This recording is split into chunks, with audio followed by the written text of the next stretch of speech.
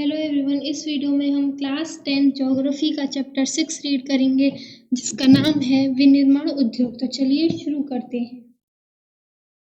कच्चे पदार्थ के मूल्यवान उत्पाद में परिवर्तित कर अधिक मात्रा में वस्तुओं के उत्पादन का विनिर्माण या वस्तु निर्माण कहा जाता है। क्या आप जानते हैं कि कागज लकड़ी से, चीनी गन्ने से, लौह इस्पात लोहे अयस्क से तथा एल्यूमीनियम बॉक्साइट से निर्मित है।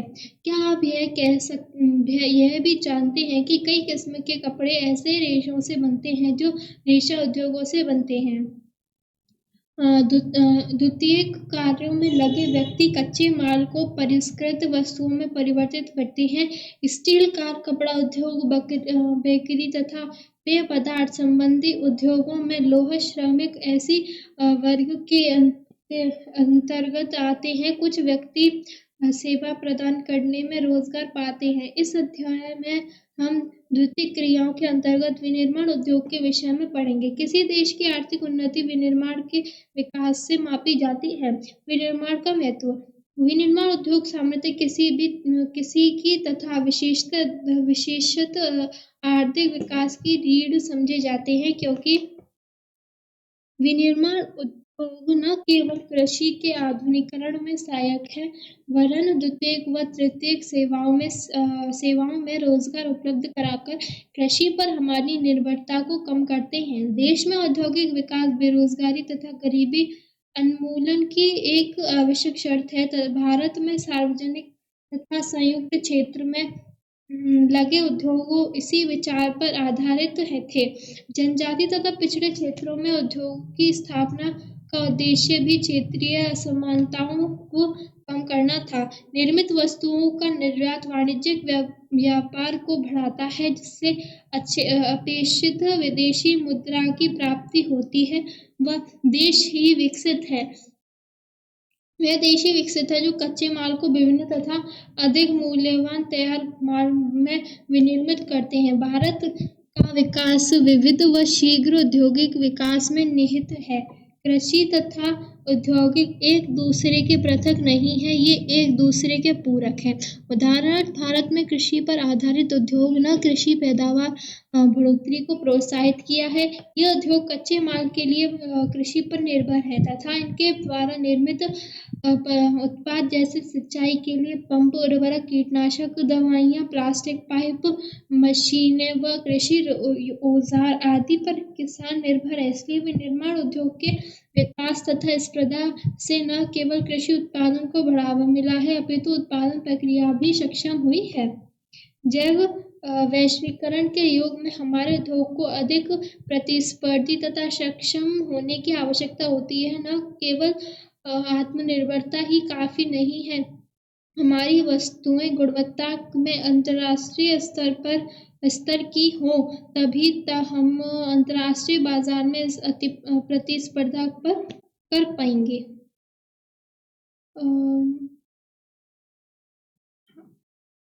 कृषि आधारित उद्योग। सूती वस्त्र, पटसन, रेशम, ऊनी वस्त्र, चीनी तथा वनस्पति तेल आदि उद्योग कृषि से प्राप्त कच्चे माल पर आधारित है। वस्त्र उद्योग।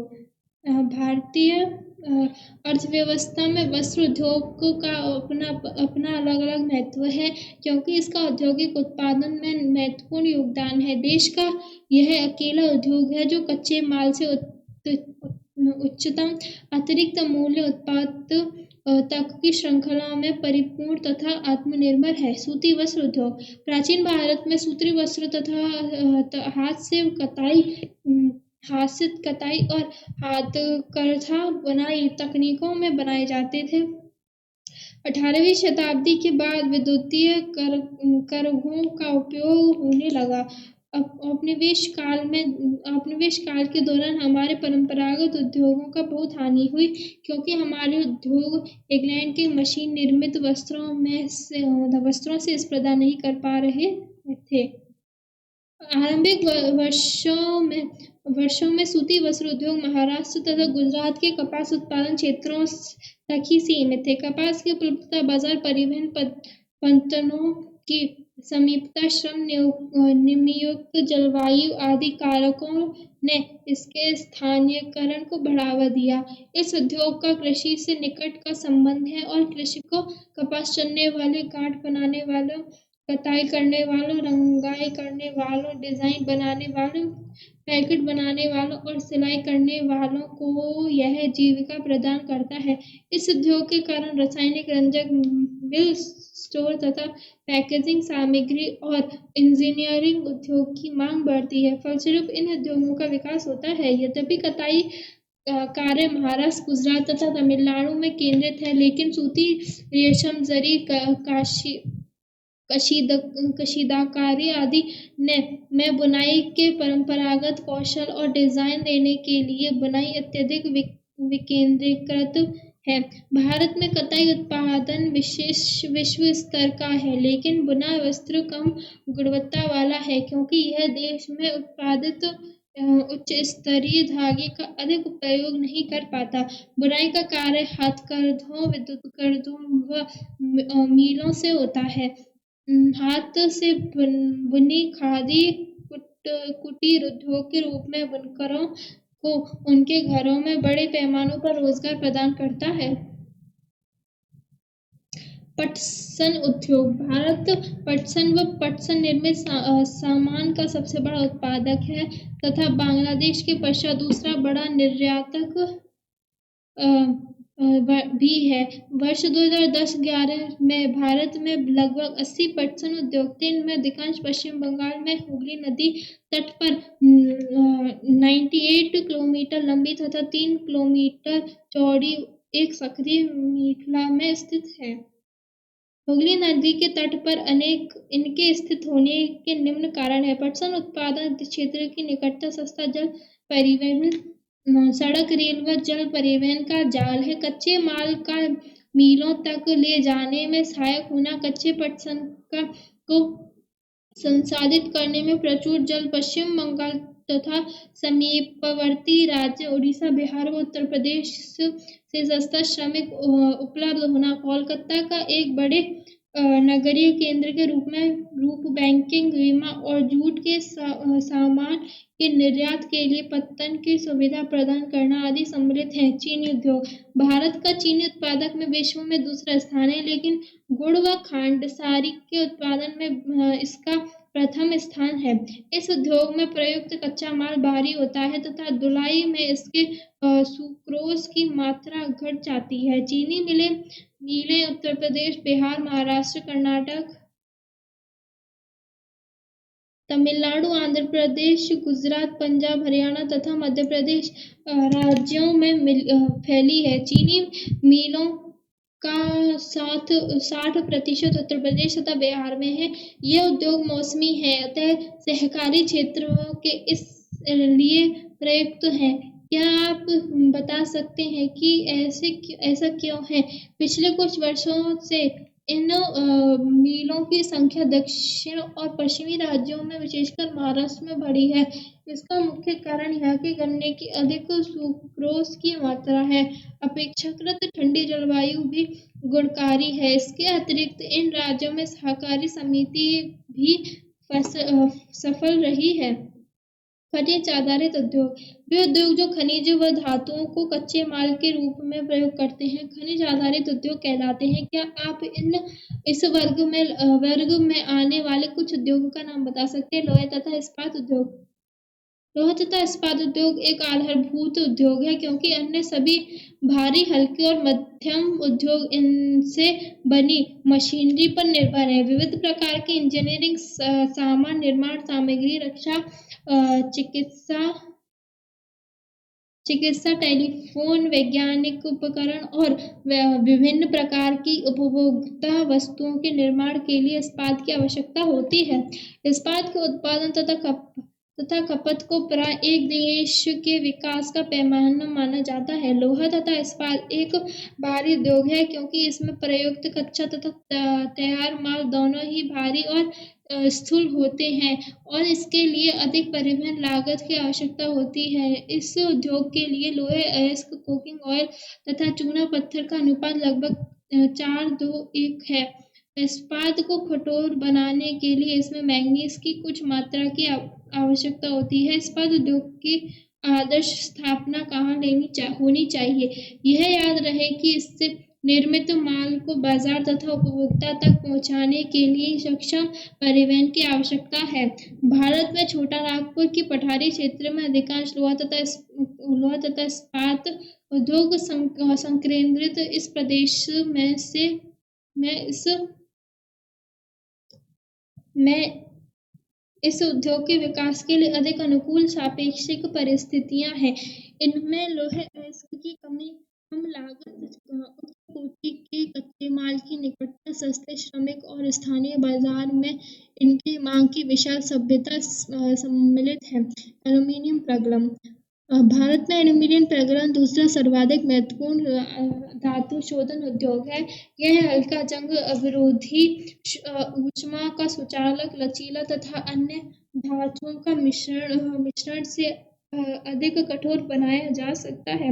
हवाई जहाज बनाने में, बर्तन तथा टायर बनाने के लिए इसका प्रयोग किया जाता है। कई उद्योगों में इसका महत्व इस्पात, तांबा, जस्ता व शीशे के विकल्प के रूप में प्रयुक्त होने से बढ़ा है। देश में एल्यूमीनियम प्रगलन संयंत्र ओडिशा, पश्चिम बंगाल, केरल, उत्तर प्रदेश, छत्तीसगढ़, महाराष्ट्र व तमिलनाडु राज्य में स्थित हैं। प्रगालकों में बॉक्साइट का कच्चे पदार्थ के रूप में प्रयोग किया जाता है। प्रवाह चार्ट चित्र एल्यूमीनियम निर्माण प्रक्रिया दर्शाता है। इस उद्योग की स्थापना की दो महत्वपूर्ण आवश्यकताएं हैं: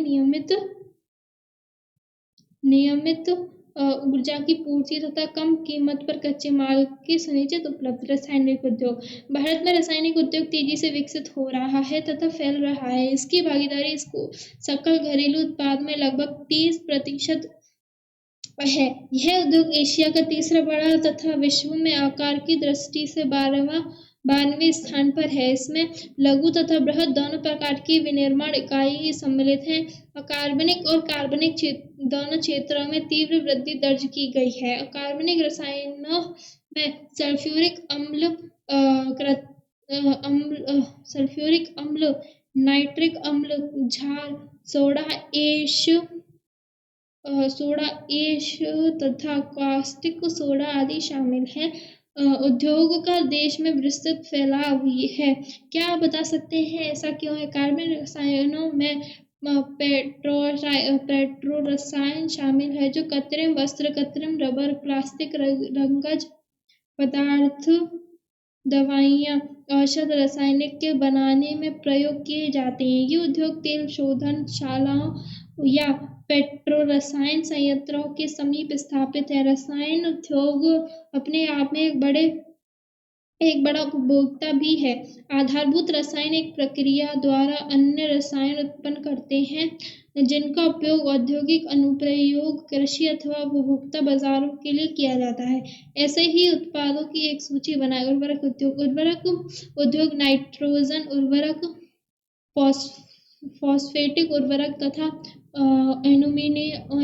अमोनियम फॉस्फेट और मिश्रित उर्वरक जिसमें 3 मुख्य पोषक उर्वरक नाइट्रोजन, फॉस्फेट व पोटाश शामिल है। वे उत्पादक क्षेत्र के इर्द गिर्द केंद्रित हैं। तीसरा अर्थात पोटाश मूर्त आयात किया जाता है क्योंकि हमारे देश में वाणिज्यिक रूप से या किसी भी रूप से प्रयुक्त होने वाला पोटाश या पोटेशियम यौगिक के भंडार नहीं है। हरित क्रांति के पश्चात यह उद्योग देश के अन्य अनेक भागों में भी फैल गया है। गुजरात, तमिलनाडु, उत्तर प्रदेश, पंजाब और केरल राज्य कुल उर्वरक उत्पादन का लगभग 50% उत्पादन करते हैं। अन्य महत्वपूर्ण उत्पादक राज्य आंध्र प्रदेश, उड़ीसा, राजस्थान, बिहार, महाराष्ट्र, असम, पश्चिम बंगाल, गोवा, दिल्ली, मध्य प्रदेश तथा कर्नाटक है। सीमेंट उद्योग। निर्माण कार्य जैसे घर, कारखाने, पुल, सड़कें, हवाई अड्डा, बांध तथा अन्य व्यापारिक प्रतिष्ठानों के निर्माण में सीमेंट आवश्यक है। इस उद्योग को भारी व स्थूल कच्चे माल जैसे चूना, पत्थर, सिलिका और जिप्सम की आवश्यकता होती है। रेल परिवहन के अतिरिक्त इसमें कोयला तथा विद्युत ऊर्जा की भी आवश्यक है। इस उद्योग की इकाई गुजरात में लगाई गई है क्योंकि यहाँ से इससे खाड़ी के देशों के बाजार की उपलब्धता है। मोटर गाड़ी उद्योग मोटर गाड़ी यात्रियों तथा सामान की तीव्रता परिवहन के साधन है। भारत में विभिन्न केंद्रों पर ट्रक, बसें, कारें, मोटरसाइकिल, स्कूल, टिप्पियां तथा बहुउपयोगी वाहन निर्मित किए गए हैं। उदारीकरण के पश्चात नए और आधुनिक मॉडल के वाहनों का बाजार तथा वाहनों की मांग बढ़ी है, जिससे इस उद्योग में विशेषकर कार, दोपहिया तथा तिपहिया वाहनों में अपार वृद्धि हुई है। यह उद्योग दिल्ली, गुड़गांव, मुंबई, पुणे, चेन्नई, कोलकाता, लखनऊ, इंदौर, हैदराबाद, जमशेदपुर तथा बेंगलुरु के आसपास स्थित है। सूचना प्रौद्योगिकी तथा इलेक्ट्रॉनिक उद्योग के अंतर्गत आने वाले उत्पाद में ट्रांजिस्टर से लेकर television, telephone, sulphuric telephone exchange, radar, computer तथा दूरसंचार उद्योग के लिए उपयोगी अनेक अन्य उपकरण तक बनाए जाते हैं। बेंगलुरु भारत की इलेक्ट्रॉनिक राजधानी के रूप में उभरा है। इलेक्ट्रॉनिक सामान के अन्य महत्वपूर्ण उत्पादक केंद्र मुंबई, दिल्ली, हैदराबाद, पुणे, चेन्नई, कोलकाता तथा लखनऊ है। इस उद्योग का सर्वाधिक संकेंद्रण बेंगलुरु, नोएडा, मुंबई, चेन्नई, हैदराबाद और पुणे में है। यह भी अत्यंत रोचक है कि भारत में सूचना प्रौद्योगिकी उद्योग की सफल होने के कारण हार्डवेयर व सॉफ्टवेयर का निरंतर विकास है। औद्योगिक प्रदूषण तथा पर्यावरण निम्नीकरण। यद्यपि उद्योग की भारतीय अर्थव्यवस्था की वृद्धि व विकास में महत्वपूर्ण भूमिका है, तथापि इनके द्वारा बढ़ते भूमि, वायु, जल तथा पर्यावरण प्रदूषण को भी नकारा नहीं जा सकता। उद्योग 4 प्रकार के प्रदूषण के लिए उत्तरदायी है: वायु, जल, भूमि, ध्वनि। प्रदूषण करने वाले उद्योगों में ताप, विद्युत गृह भी सम्मिलित हैं। वायु प्रदूषण अधिक अनुपात में अनचाही गैसों की उपस्थिति जैसे सल्फर डाइऑक्साइड तथा कार्बन मोनोऑक्साइड वायु प्रदूषण का कारण है। वायु में निम्नलिखित कणनुमा पदार्थ में ठोस व द्रवीय दोनों प्रकार के कण होते हैं, जैसे धूलि, स्प्रे, कुहासा तथा धुआं। रासायनिक व कागज उद्योग, ईंटों के भट्टे, तेल शोधनशालाएं, प्रगलन उद्योग, जीवाश्म ईंधन दहन तथा छोटे बड़े कारखाने प्रदूषण के नियम का उल्लंघन करते हुए धुआं निकासित करते हैं। जहरीला गैस का रिसाव बहुत भयानक है तथा दूरगामी प्रभावों वाला हो सकता है। क्या आप भोपाल गैस त्रस्ती के विषय में जानते हैं? वायु प्रदूषण मानव स्वास्थ्य, पशुओं, पौधों, इमारतों तथा पूरे पर्यावरण स्तर पर दुष्प्रभाव डालते हैं। जल प्रदूषण उद्योगों द्वारा कार्बनिक तथा कार्बनिक अपशिष्ट पदार्थों के नदी जल प्रदूषण के प्रमुख कारक कागज, लुगदी, रासायनिक वस्त्र तथा रंगाई उद्योग, तेल शोधनशालाएं, चमड़ा उद्योग तथा इलेक्ट्रोप्लेटिंग उद्योग हैं, जो रंग अपमार्जक, अम्ल, लवण तथा भारी धातुओं जैसे सीसा, पारा, कीटनाशक, उर्वरक, कार्बन, प्लास्टिक और रबर सहित कृत्रिम रासायनिक आदि जल में प्रवाहित करते हैं। भारत के मुख्य अपशिष्ट पदार्थ में फ्लाई ऐश, फॉस्फो, जिप्सम तथा लौह इस्पात की अशुद्धियां हैं। तापीय प्रदूषण जब कारखानों तथा टापुरों में गर्म जल के बिना ठंडे किए ही नदियों तथा तालाब में छोड़ दिया जाता है तो जल में तापीय प्रदूषण होता है। जलीय जीवन पर इसका क्या प्रभाव होगा बताएं। परमाणु ऊर्जा संयंत्रों के अवशिष्ट पर परमाणु शस्त्र उत्पादक कारखानों से कैंसर, जन्मजात विकार तथा अकाल प्रसव जैसी बीमारियां होती हैं। मृदा व जल प्रदूषण आपस में संबंधित है। मलबे का ढेर, विशेषकर कांच, हानिकारक रसायन औद्योगिक पहाड़ पैकिंग लवर तथा कूड़ा करकट मृदा को अनुपजाऊ बनाता है। वर्षा जल के साथ ही प्रदूषक जमीन से सिरते हुए भूमिगत जल तक पहुंचकर उसे भी प्रदूषित कर देते हैं। ध्वनि प्रदूषण से खिन्नता तथा उत्तेजना ही नहीं वरन श्रवण क्षमता, हृदय गीत, रक्तचाप तथा अन्य कायिक व्यथाएं भी बढ़ती है। अनचाही ध्वनि उत्तेजना व मानसिक चिंता का स्रोत है। औद्योगिक तथा निर्माण कारखानों के उपकरण, जनरेटर, लकड़ी चीरने के कारखाने, गैस यांत्रिक तथा विद्युत ड्रिल भी अधिक ध्वनि उत्पन्न करते हैं। पर्यावरण निम्नीकरण की रोकथाम। कारखानों द्वारा निकासित 1 लीटर अपशिष्ट में लगभग 8 गुना स्वच्छ जल दूषित होता है। औद्योगिक प्रदूषण से स्वच्छ जल को कैसे बचाया जा सकता है? इसके कुछ निम्न सुझाव हैं। विभिन्न प्रक्रिया में जल का न्यूनतम उपयोग तथा जल का 1, 2 या अधिक उत्तरोत्तर अवस्थाओं में पुनर्चक्रण द्वारा पुनः उपयोग। जल की आवश्यकता पूर्ति हेतु वर्षा जल संग्रहण, नदियों व तालाबों में गर्म जल तथा अवशिष्ट पदार्थों को प्रभावित करने के लिए उनका शोधन करना। औद्योगिक अपशिष्ट का शोधन 3 चरणों में किया जा सकता है। यांत्रिक साधनों द्वारा प्राथमिक शोधन, इसमें अपशिष्ट पदार्थ की छटाई, अनेक छोटे टुकड़े करना, ढकना तथा तलछट जमाव आदि सम्मिलित है। जैविक प्रक्रियाओं द्वारा द्वितीय शोधन, जैविक, रासायनिक तथा भौतिक प्रक्रियाओं द्वारा तृतीयक शोधन, इसमें अपशिष्ट जल को पुनर्चक्रण द्वारा पुनः प्रयोग योग्य बनाया जाता है। यह भूमिगत जल का स्तर कम है या वहाँ उद्योगों द्वारा इसके अधिक निकासन पर कानूनी प्रतिबंध होना चाहिए। वायु में निलंबित प्रदूषण को कम करने के लिए कारखानों में ऊंची चिमनियों में इलेक्ट्रोस्टैटिक अवक्षेपण स्क्रबर उपकरण तथा गैसीय प्रदूषक पदार्थों को जड़ित रूप से पृथक करने के लिए उपकरण होने चाहिए। कारखानों में कोयले की अपेक्षा तेल व गैस के प्रयोग से धुएं के निकासन में कमी लाई जा सकती है। मशीन व उपकरणों का उपयोग किया जा सकता है तथा जनरेटरों में साइलेंसर लगाया जा सकता है। ऐसी मशीनरी का उपयोग किया जाए तो ऊर्जा सक्षम हो तथा कम ध्वनि प्रदूषण करें। ध्वनि अवशोषित करने वाले उपकरणों के इस्तेमाल के साथ कानों पर शोर नियंत्रण उपकरण भी पहनने चाहिए। सतत पोषणीय विकास की चुनौतियों के लिए पर्यावरणीय संचेतना से युक्त आर्थिक विकास की जरूरत है।